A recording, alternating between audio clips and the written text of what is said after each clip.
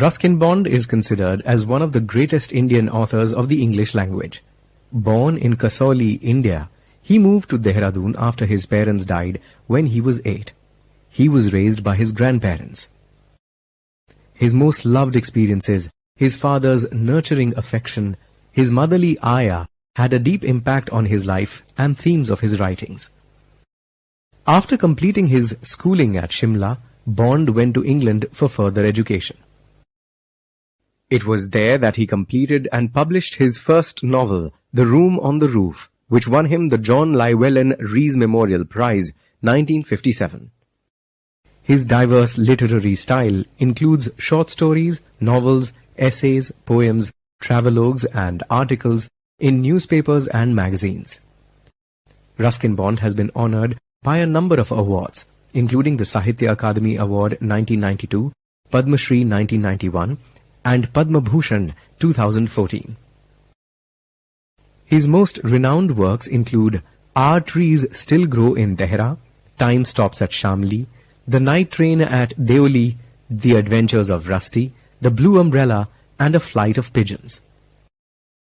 The Adventures of Toto is a humorous story depicting the antics of a naughty monkey named Toto and how it ultimately tested the patience of the narrator's otherwise indulgent grandfather. The story narrates the adventures that followed after the narrator's grandfather, who was an animal lover, bought Toto, a monkey. The story begins with grandfather buying Toto from a Tonga driver for 5 rupees. Toto was pretty and looked so out of place that grandfather decided to add him to his private zoo. He was, however, afraid of grandmother, who did not like him bringing home as many pets as he liked. So the narrator and grandfather brought Toto home and decided to keep him a secret from grandmother. Toto was extremely mischievous. The narrator at one point in the story writes that if there is a part of the brain especially devoted to mischief, that part was largely developed in Toto. Toto, on his first day, ripped open the peg to which he was tied, shredded the narrator's blazer, and tore up the wallpaper that grandfather had chosen for the walls. Toto was then transferred to the servants' quarters, where he lived with the other pets. Usually, most of grandfather's pets got along well with each other. However, Toto kept all of them awake at night. To prevent further such issues, grandfather decided to take Toto with him to Dehradun. However, the journey was not the one grandfather was expecting. He and Toto made it through most of the trip without any incident, but at the railway turnstile, Toto suddenly poked his head out of the bag and scared the ticket collector. The ticket collector thought Toto was a dog and charged poor grandfather 3 rupees extra. Grandmother finally accepted Toto and gave him a comfortable home at the stable. His companion was their donkey, Nana. However, when grandfather came to the stable to make sure that Toto was comfortable, he saw poor Nana struggling because Toto had jumped on her head and bitten her ears. Toto loved the warm baths that grandmother prepared for him. It was a treat for him.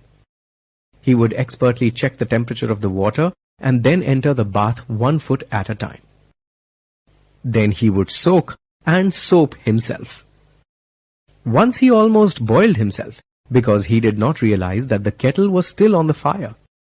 He was saved by grandmother, who pulled him out of the kettle just in time. One day, grandmother had made pulao. When everyone entered the dining room, they saw Toto sitting on the table, stuffing himself with rice.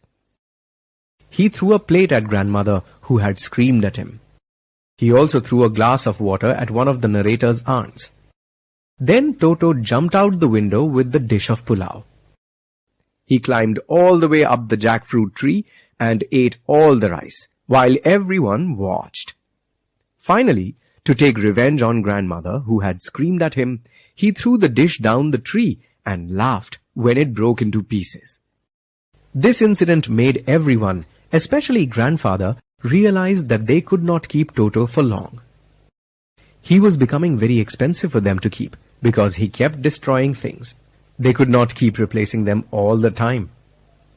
So, grandfather took Toto back to the Tonga driver, but he could only sell him back for 3 rupees.